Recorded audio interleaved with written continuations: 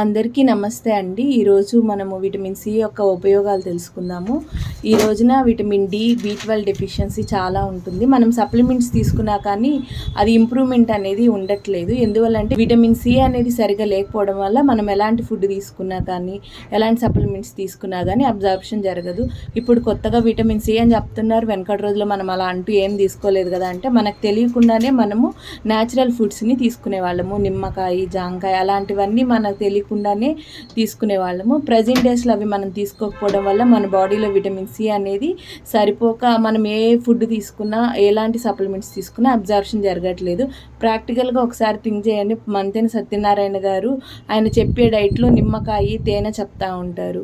అదేవిధంగా ఇప్పుడు ప్రజెంట్ ఇస్తున్న డైట్లో కూడా విటమిన్ సి సప్లిమెంట్స్ కూడా ఇస్తున్నారు. అంటే మన బాడీకి అవి ఎంత అవసరమో ఒకసారి ఆలోచించండి.